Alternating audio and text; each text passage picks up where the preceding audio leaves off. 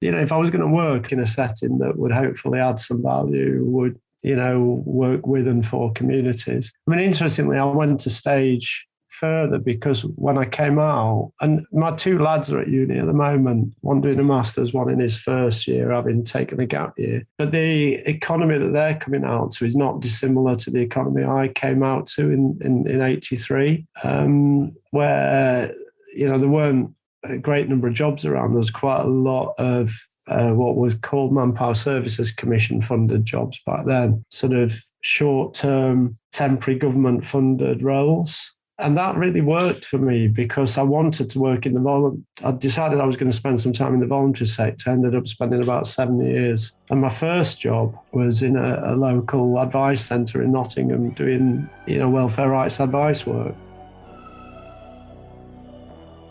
From Coordinate Sports, it's The Drive Phase, a show about sports founders, leaders and experts and the stories behind their business journeys.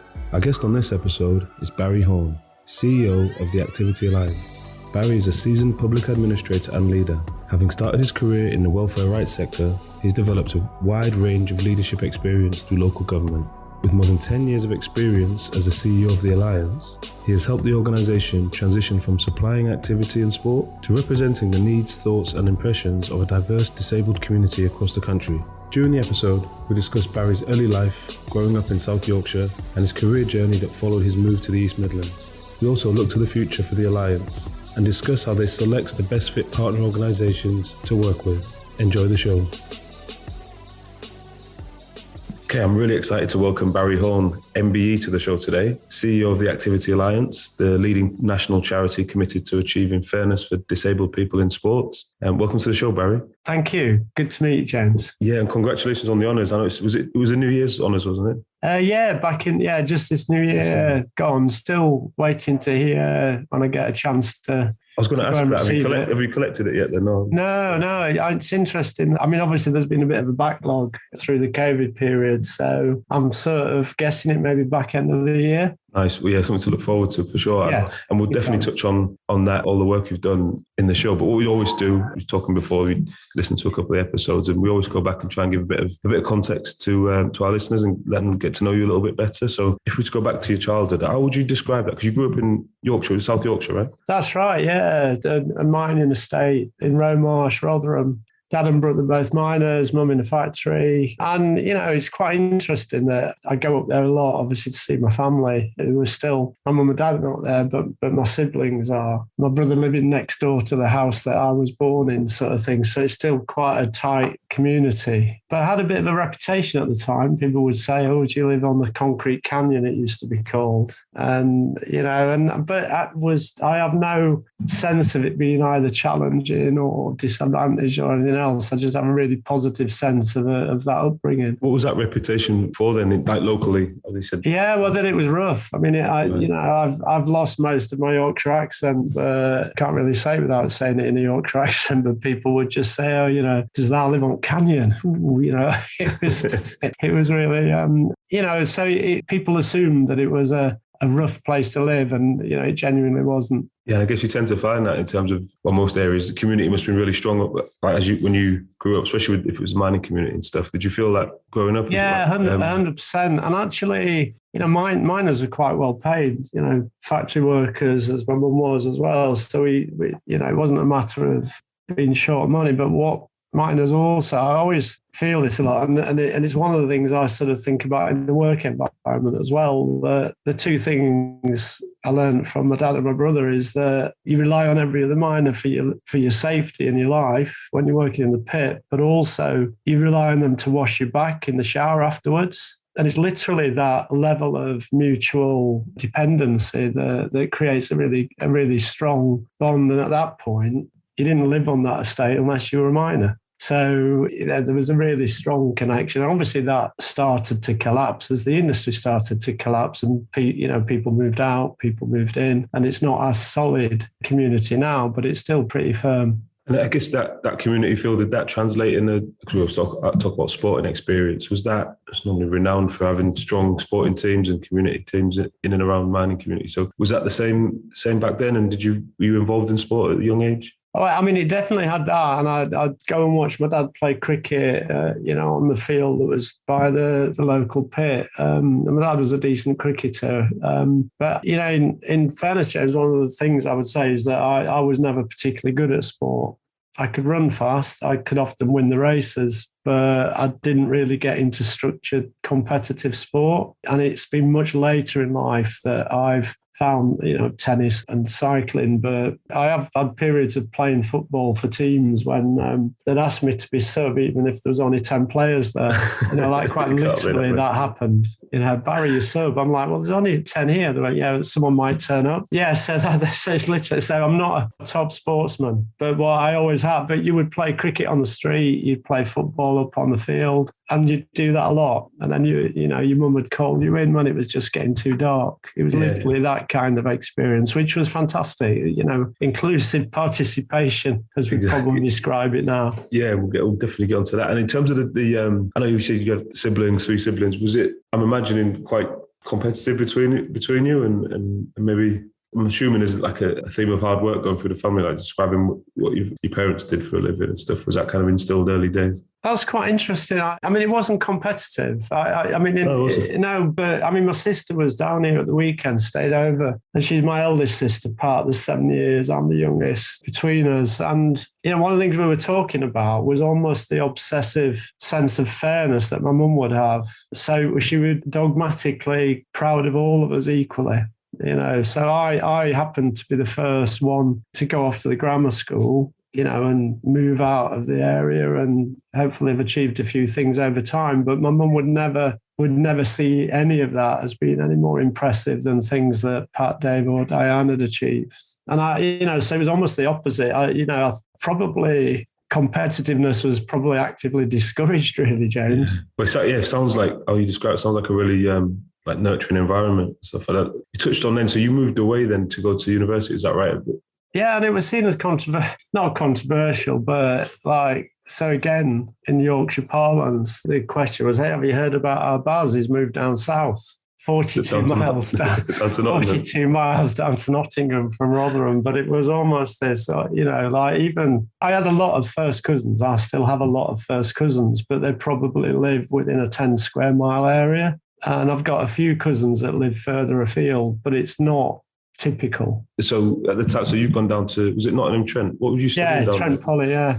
So was that, I know you said about, I guess, the expectations of parents and stuff. Was it not discouraged, obviously, but they just didn't expect it, or was it not? I mean, they were delighted and proud, but it would never be assumed, and they'd have been content with any other choices I might have made. I mean, interestingly for me, I still think that, the loss of polytechnics is a bit of a sad thing because they were vocational based. They gave opportunities to people who weren't heading for, all the top grades. I did all right at A level, but you could get into a poly with a couple of average A levels and do something that you wanted to do. And I wanted to do, some people think it might be a bit sad, but I chose public administration because I just knew I wanted to work in the public sector somehow. And, there were quite a lot of people on my course actually who didn't get the grades for business studies. So they ended up into public administration because it was seen as a sort of lower tier thing. I might have been one of the only people on there that was going, no, I actually want to do this. Actually want to do it. Yeah.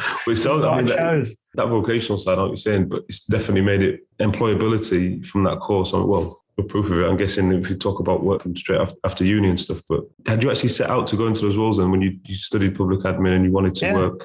What was the mindset about that? Was it like giving back to your community or locally, or kind of see what they've done for you and kind of... Yeah, no, for sure. I think without overstating the party politics side of it, but politics was quite big in our home environment. My uncle was a councillor, and in Rotherham, you only get one colour councillor, or you did in my day. And I just, if I was going to work, I was going to work in a setting that would hopefully add some value, would, work with and for communities. I mean, interestingly, I went to stage further because when I came out, and my 2 lads are at uni at the moment, one doing a master's, one in his first year, having taken a gap year. But the economy that they're coming out to is not dissimilar to the economy I came out to in 83, where, there weren't a great number of jobs around. There was quite a lot of what was called Manpower Services Commission funded jobs back then, sort of short-term, temporary government-funded roles.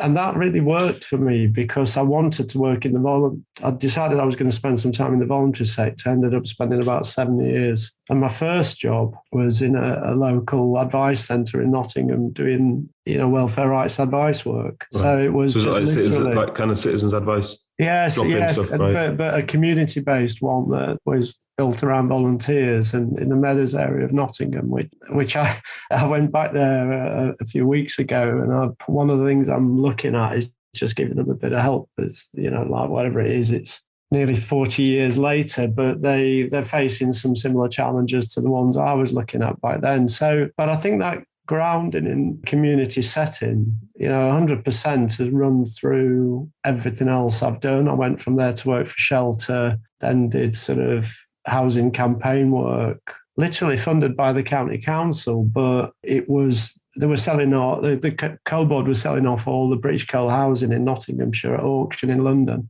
So it was a kind of structured campaign to try and resist that and to support tenants to look for better alternatives. And, we ended up getting a load of responsible housing associations to buy the properties instead. And for me, working in those mining communities, even with the tensions that existed between Nottinghamshire and Yorkshire there, I have to say, back in the late 80s, working in those communities just was so natural for me. But also it built quite a lot of those hard-edged skills in terms of resisting the big decision makers that are doing the wrong things. That was, that core of actually standing up against something that was going to make things worse for people is hopefully has run through other things I've been able to do since. Yeah, and I guess, I know you said you're looking for volunteer opportunities, but those kind of stints in those organisations and that experience you gained, was there a point when you felt like, because I know you went on to lead the leadership roles in local government, etc. Was there a point when you thought I need to affect more change? I need to kind of move up into more powerful positions, I guess? Or was that...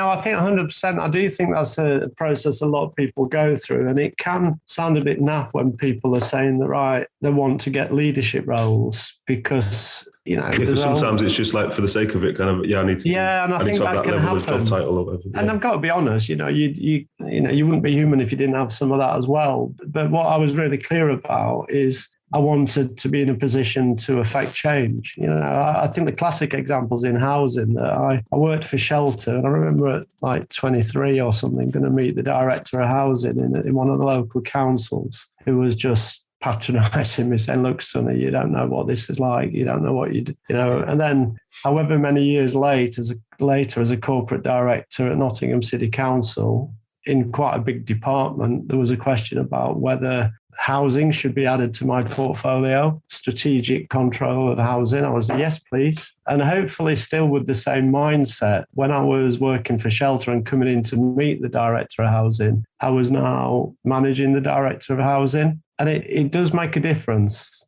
It really does. Yeah, but that's the thing when you're young as well. You've got that kind of, it's easy to be dismissed, and you've got all the energy and maybe naive to the situation. But yeah, because it takes that energy to change things. So if you could hold on to it. Just looking a bit more into your time in local government. So was it always at Nottingham, in Nottinghamshire, Nottingham City Council, Nottingham area? I know you. No. Well, my first move from Shelter was to go to Derby City, actually, to work in economic development. So again, inner city development officer was the title. So I had a chance to work in inner city communities in Derby, which was great. And then almost by accident, a year in, the chief exec was looking for a policy assistant. Everybody knew who was going to get that job because he was temporarily doing it, but I thought I'd apply for it anyway. And Phil got the job, but then the chief exec phoned my boss and said, "We're having Barry as well." So I sort of ended up in a corporate policy role in a city council that was much smaller in a lot of ways than Nottingham. Nottingham had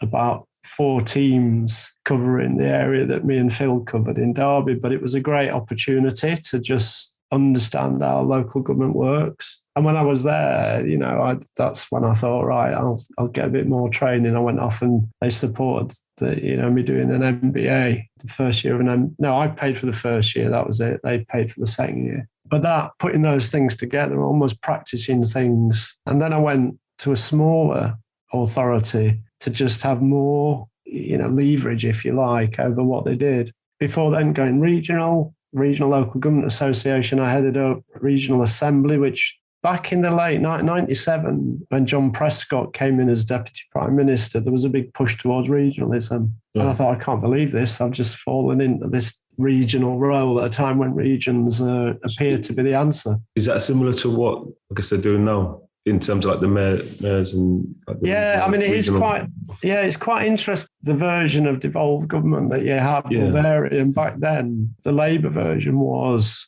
structured regions across the traditional English regions. I had East Midlands, West Midlands, there was North West, etc. The Conservative version of it, which can be equally powerful, is to have directly elected individuals representing whatever geography it is, but more typically cities or city regions or extended cities. Similar kind of idea, though, just to get that extra tier of more strategic leverage over what's happening in that area. And it was great to be part of that. Yeah, I was going to say, I guess that decision-making stuff, and probably saw that in the pandemic times as well, didn't we? Certain regions where they had that person, on Manchester, someone kind of fighting for the area, and maybe not because they were getting treated differently, I suppose. But yeah, it's interesting to look back on the thing, kind of replicating themselves, I suppose. 100%, yeah. But I mean, when I was at the region, I remember getting a cup of tea and opening up whatever it was, Local Government Chronicle or something, and seeing this advert for not corporate, actually, it was Director of Development at Nottingham City. And I thought, and I looked at it, I went, oh, Jane Todd's job. The woman who was doing it, I'd known her because of my work at the region. So I knew every local authority in the region because I worked with them all. And I thought, that's the job I would love. In my own city, responsible for a lot of the things that, like economic development, transport, not housing at the time, but waste, recycling. It's quite an exciting brief. Anyway, so I got that job and ended up spending 7 years, I think, there in Nottingham in that role. And that's the hardest stuff I've probably ever had to do because it was quite a challenging environment, but, very fulfilling. Yeah, and I was going to say it's a good stint there in about 2010. That's when you made that move over to Activity Alliance, right? I guess the mindset in making the move out of government into the third sector, was that something?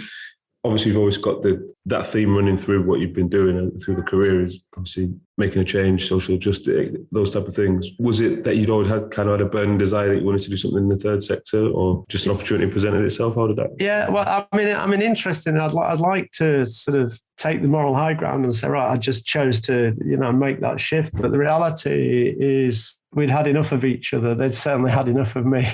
Oh, so the council. Yeah, and we went through a restructure process, and I ended up being the person who was made redundant. But I knew it was coming, and there's only so much time you can spend making a. And I have to say this, and I'm happy for this to be part of what public knowledge is, that you work closely with politicians and you try and influence them, but sometimes you could be the last person standing that's still trying to moderate some of the things they're wanting to do through your professional advice. And with all of the people, 5 directors working for me who all knew what they were doing, and I think I just almost deliberately fell on my sword by just having a couple of arguments too many. But I think you have to do that in those paid roles. I think that's the right thing to do. And then I was going to say, just on that, sorry to jump in, but on that one, especially because a lot of our listeners will be, obviously they run their own business. They don't have to kind of answer to anyone. Obviously you've got your staff and your team and your customers, but it must be difficult if you're trying to make things happen or whatever, and you've got to kind of negotiate at that level. Is that? Yeah. It's almost like handcuffed, right? Or restrictions. Yeah, and I'm still an advocate of the political system, if you like, even though it throws up some challenges sometimes. But working as a senior paid official in a political context, on the upside, they've got a vision of what they want to achieve, and sometimes they can, they'll drive that really strongly, and that's can make a massive difference.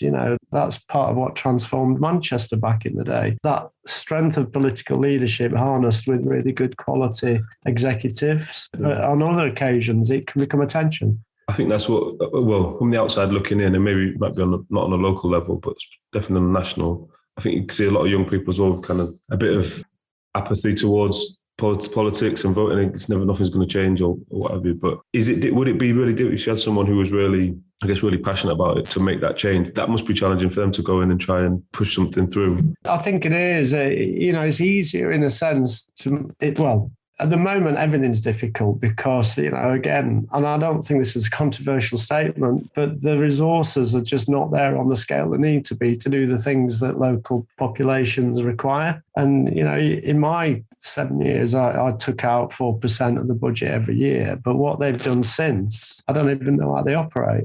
Quite literally, I don't know how they can make things... With the cuts that have been happening.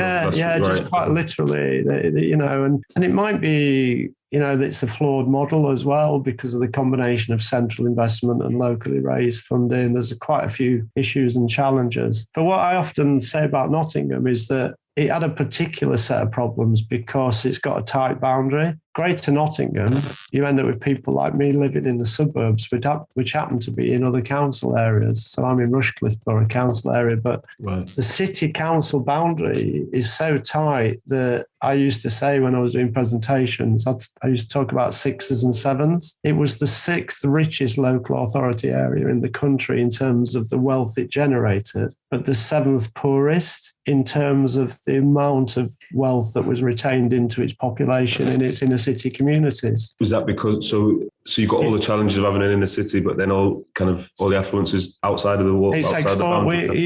Tightly bounded cities export their wealth.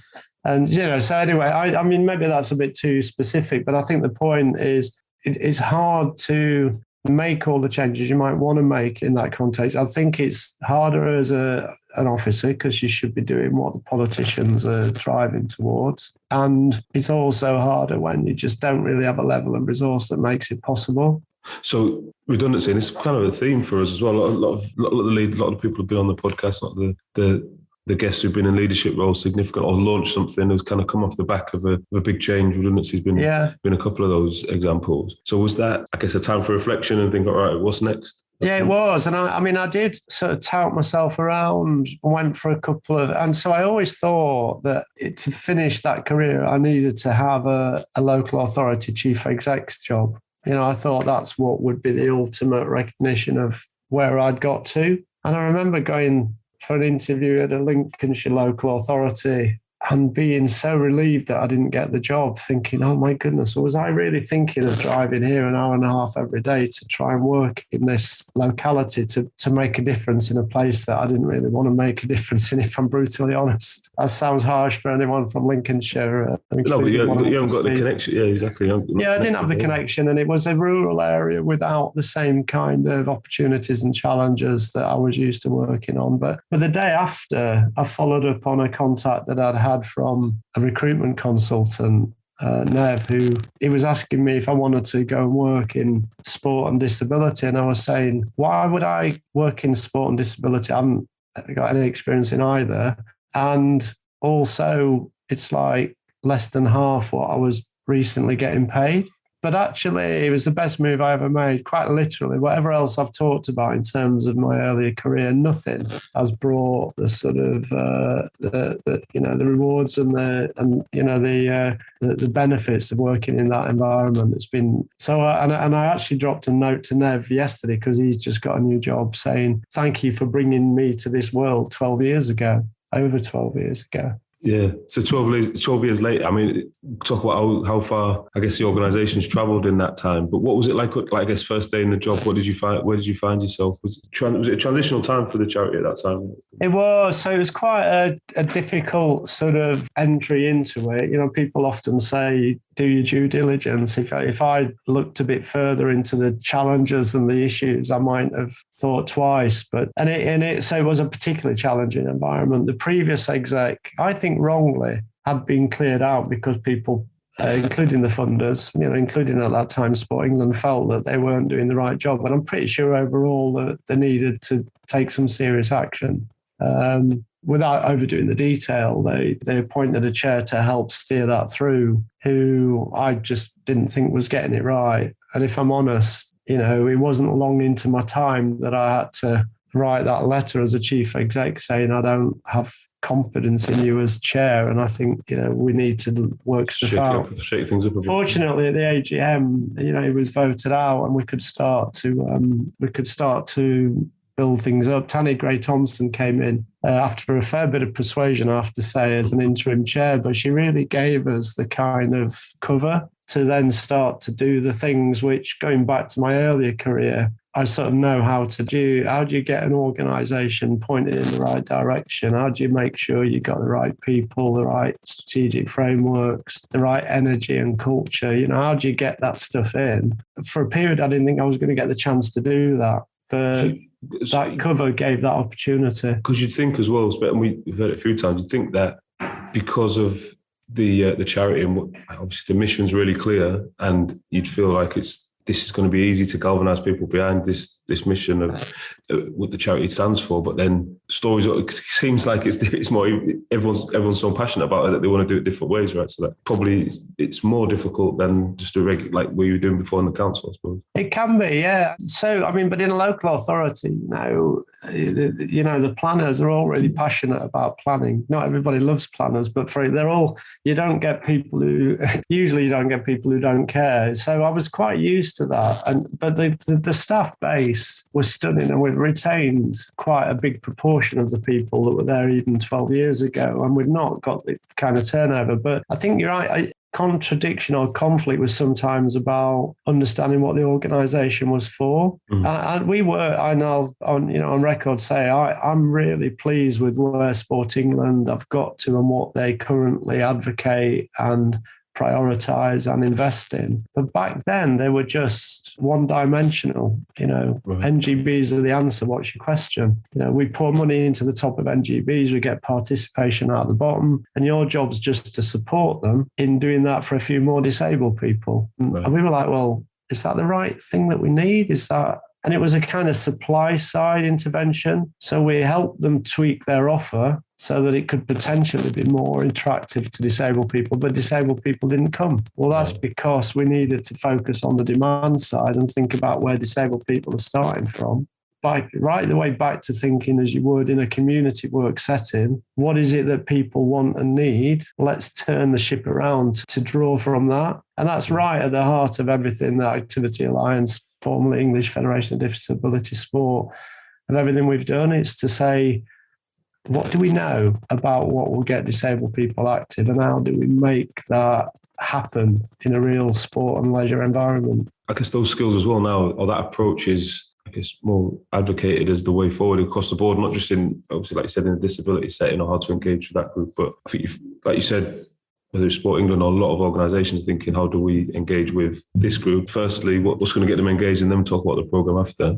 From an alliance point of view, and what the organisation looks like today, let's say, it'd be great for the listeners to kind of get the rundown. I know we're going to talk about the Get Out and Get Active programme and all the great work that's done. But as a whole, if you could give a bit of a synopsis of the organisation and the charity today. I think, in recent years, a lot of that early work was about tackling the negatives and getting us onto positive footing. What we've been able to do over the last 5 or 6 years is just be much more assertive about our strategic objectives. And, now we've got this ambition, which seems heroic, I have to say, particularly after COVID, and perhaps we'll come back to that we'll achieve fairness within a generation in sport and activity for disabled people. And when we say fairness, the word I settled on initially was parity, which meant, the day when disabled people are as likely to be active as non-disabled people, as likely to be employed in sport, as likely to be leading sport, is the day that why would you need an organisation with the purpose of achieving that? So that's what I think the aim's about. It's what we've achieved when we're no longer needed. But what we've got much tighter about is saying, actually, what do we do in that context? Because you can't do everything, and cause and effect can be difficult to pin down when you're looking at influencing, because we don't do a lot of this stuff. We don't provide opportunities for disabled people. What we do is try and make sure that those that do that do it well. So we've ended up settling on 2 big strategic goals. One is attitude change, changing attitudes towards disabled people in sport and activity. And the other is embedding inclusive practice, just helping people understand how to do it. Whether it's workforce training, whether it's processes and systems, whether it's reviewing them under a framework we've got called LEAD, which is looking at different aspects of how the organisation runs. What we're trying to do is to just do those two things often at the same time, of shifting people's mindsets and then shifting people's practice by supporting how they do it. And, so across the piece, we've got colleagues who in our partnerships team are out there joining things up on the ground, connecting sport to disabled people's organisations, looking at how the system works. We've got colleagues in a strengthened research base, because that was really the core of what we were able to make the change by starting to really understand through some top quality insight what needed to be done. And, right across, we've got a marketing and communications team that are not just there to promote stuff, they're there to help people understand what inclusive communications should feel like, how it should work. So we've got a different, I think right in the early days, we had sports development people. And there's still an element of sports development, but what we've got now is quite a strong mix. And what we added to that, and that's what led to the GOGA program, is a programs team that I would still say they don't deliver what they do. What we've been able to do is secure investment to put into localities with the right frameworks to help those localities deliver inclusive activity. That's what Get Out, Get Active does. And what we've set out to do is do different things in different locations across the country so we can learn from it. And we've just got some fantastic evaluation to share that says, actually, from programs that focused on older people in the east coast of Lincolnshire in caravan parks, to the inner city of Bradford older communities, to substance abusers in Blackpool, to trans communities in Liverpool, to right across the whole country, we've applied a few set of simple principles that came from our research base and just supported localities to try and offer activity in a different way to get to previously inactive people, not exclusively disabled people. That was the big shift for us, because our research told us that most disabled people wanted to be active in inclusive environments, not and there is a place for dedicated, adapted parallel sport, particularly for those who want to aspire to elite, to the Paralympics.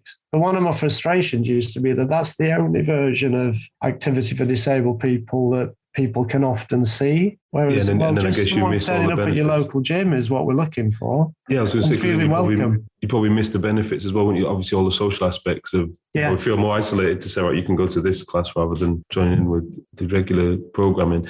Really interested in terms of like partners that you're working with. Essentially, what you're describing there, and it's really powerful that anyone who wants to improve their practice, there's a place to go to learn from and get the bit in maybe work with you. How do you identify your partners? Is it kind of open for anyone to work with you, or is it mainly kind of those NGBs like you're saying through Sport England? Yeah. It's quite interesting because on that GOGA program, there was quite a competitive process, even though I hope, were quite influential in advising the funder on what they were looking for. When it came to it, there were like 11 different consortia bidding in, and we had to build a bid, but also build it based on which locations might we work in and which national partners of expertise would we bring. So, we brought obviously like Sporting Equals and Women in Sport and other equality groups who had expertise beyond disability. We brought those together, but also, we looked hopefully more creatively thinking about young people, Youth Sport Trust, trying to make sure that we got some of that expertise on the doorstep program, the street games. And so their expertise were coming into the mix as well. When we got the funding, it was the level of investment that, if I'm honest, Kat, who's the program manager, is exceptional, but also it was me saying, right, we're going to do what I used to do as a community worker or as an inner city development officer. We're going to go into those places and we're going to find out what's happening and what they want to do and what the best partners are. And where we went was determined by our analysis of economic and social disadvantage, the level of sport activity, the level of disabled people participation. Where we went to did that, but you could go to most of England or the UK, a UK-wide program to find that. But what we then wanted to do was to find the partners that really wanted to do it, because we can't be everywhere. So let's work with people who are up for it. So Bradford's a great example for me. When I went to Bradford, we were just overwhelmed by the positivity of all the partners around the table. And that, I thought, we need to be here. Yeah. And that's what we've learned. You know, you need that positive energy if you can't be everywhere. And what type of partners, so obviously on that level, I said take the Bradford as program as an example. The partners there are like on the ground delivery partners, so there's community organisations and like other sports organisations. Yeah, and it varied, you know. So in Bradford, it actually was, I think, uniquely in England, although it happened in the UK, it was a disability sport organisation that led. Actually, no, sorry, it was a disability organisation that led the consortium for Bradford. Yeah. But they'd got all the right other partners around the table: university, the council, other key players. In other places, we ended up with a more leisure-based offer that was run by a leisure operator. They were our key coordinating partner. In other places, it was the active partnerships or the old county sport partnerships who took a lead. In some places, it was the local authority, like in Nottingham, it was the leisure department. So what we were looking for was the right mix of partners, but the right organisation that could, without a blueprint assumption, who was best placed to coordinate that on the ground. And last question, just interested in terms of the model for the charity. Is it predominantly funding? Obviously, on that one, you're looking at like funding partners, etc. But of course, like as a whole for the charity, always a challenge for third sector revenue generation and stuff. Is it 100% on funded programs, or how does the makeup? Yeah, and I think that's a really important question. When I first came, we had just over £1 million, and it was almost entirely Sport England investment, 85% or something. We went through a process. We went through a process of building that up to just over 3.5 million and diversifying it at the same time. So some of that program funding is what's facilitated some of that, you know, like Spirit of 2012, London Marathon Charitable Trust. But also what we had was Sport England buying into our programs, and absolutely delighted that in this latest wave of investment from Sport England, we've got 5 years of funding under the system partner approach. But it's really significantly higher than it's been over most of our time, because we've managed to achieve some growth in that, and they're paying for more of what we do. So our current position is that, you know, that's a really strong and positive base.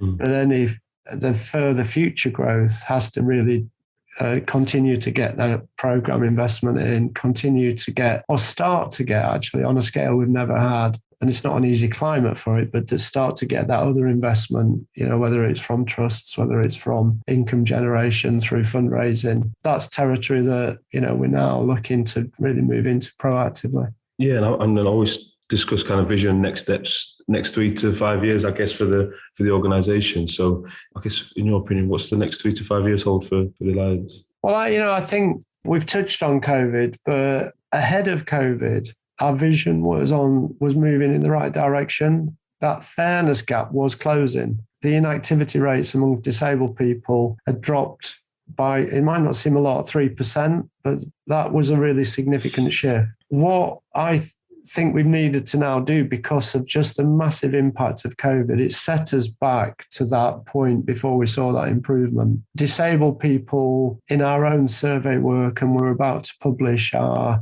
2022 annual disability and activity survey, what that seeks to do is to get down to the next level of trying to understand a few more of the whys and wherefores of the statistics. Why is it that disabled people are more nervous about returning to sport and activity? Well, it's sort of obvious that there were enough barriers in place to start with, but now a fear of getting COVID, and also actually potentially the sector, as it tries to reestablish itself after COVID, not necessarily understanding that you can't do that and then come back to the inclusion question in 3 or 4 years, or we'll never catch up again. You have to do that now. So our obsession for this next 3 to 5 years is that the recovery from COVID in every aspect of what people do has to centrally place disabled people's inclusion. Otherwise, we could end up in a worse place than where we were at before. That's that perspective as well, because we speak to people and we see the industry kind of bouncing back, like especially for kids' activities and things like that. but then you've got that extra layer of, like you said, the fear or the potentially additional, I guess, increased risk of COVID and things like that, and for operators as well, they want to meet the demand that's kind of knocking down the door, which might not always might be easier to kind of fall back, like you said, into not embedding all that inclusive practice. And I think that's right. And, when we've been pushing at that, and, some of the journalists have said, so are you saying you need more money for, to be invested in disabled people's sport and activity? And I always say, no, what we need is for every penny that's spent on sport and activity to be spent in a way that's thought about whether disabled people are included. Yeah. It's not about a separate pot. It's about all of what you do. And I think that's quite a fundamental challenge for the sector, particularly, I'm not being unsympathetic with the challengers, by the way, but I just think that the group of people who are the least active were the most impacted by COVID and have the most to gain from being active. How could you move forward without them?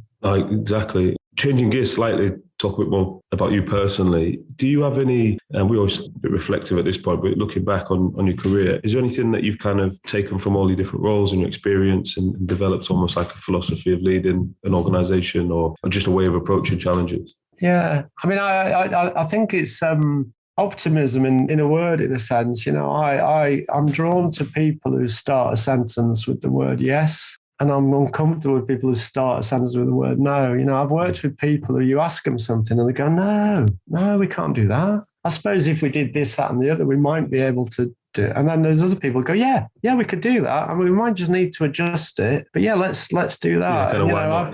The yes and no people in the world, you can spot them quite quickly. So, I mean, for me, you've got to have that, if it's particularly in challenging contexts, you've got to have that sense of optimism and confidence that things can happen. The fact that we didn't abandon our fairness strategy when hit by COVID, when in some ways you could have said, actually, that's a little bit too ambitious now. We said, no, if we lose that now, how will we make that difference? So I think that, and for me, that's what's kept me sane, if you like, over the years, where when I had a boss who would, just kept saying, leave it with me. And then after a few months, I just said, I can't leave it with you. Look at your room. It's just piles of stuff that's been left with you. Let me just have a go at this one. And if it works, let me do the next one. If it doesn't work, I'll move on or whatever. So. Yeah. No, that's a good point in terms of if you get a good team around you, you've got to let them do their work, right? 100%. Yeah. So personally, I know we spoke about it before in terms of sport and stuff. And like you mentioned tennis, cycling, and obviously it's on the audio, but we can see each other. You looking really well. Use that as kind of a stress reliever or a way of staying on top of performance, or is there something else that you do to be able to stay on top of everything? Yeah, no, I mean, I love being active, and I love the fact that you can be active and not like the best, but cycling. Typically would head off out on my own, do quite a lot of miles on the road.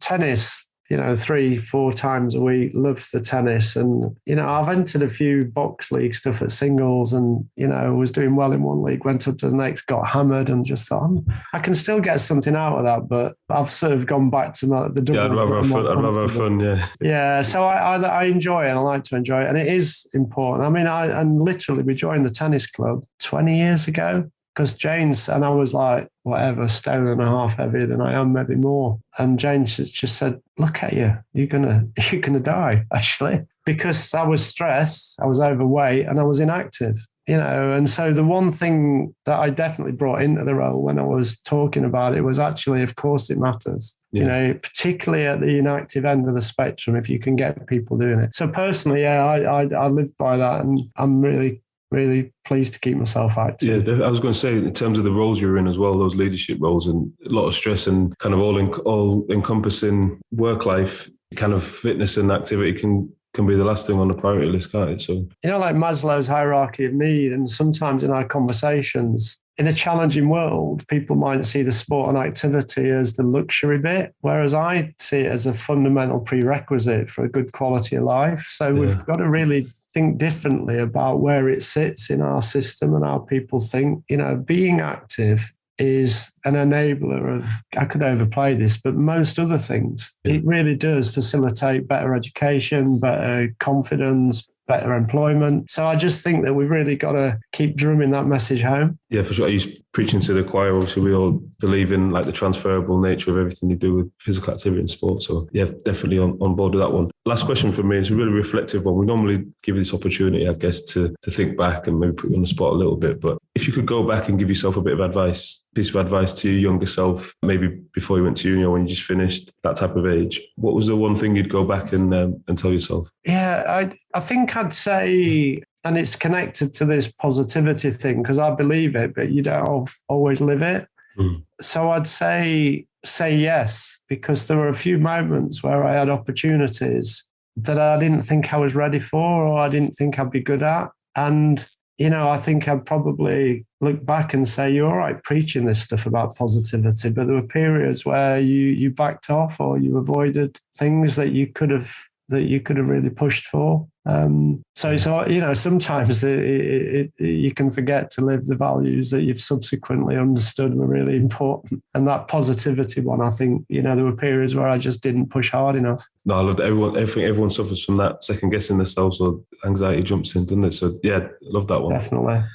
Barry, really appreciate your time today and thanks for being so transparent with us. It's been a really nice conversation. Oh, good. Great to catch up, James. Thank you for listening to this week's show. You can subscribe anywhere you get your podcasts. If you'd like to get in touch with us, you can write to us at dryphase.podcast@coordinate.cloud, tweet us at coordinatesport, or follow us on Instagram at coordinate_sports, or on my account at James_ventures. This episode was produced by Nancy Kwamboka, with support from Claire Goodchild and Lola Small, with special thanks to Rochelle. I'm James Moore, and you've been listening to The Drive Phase from Coordinate Sport.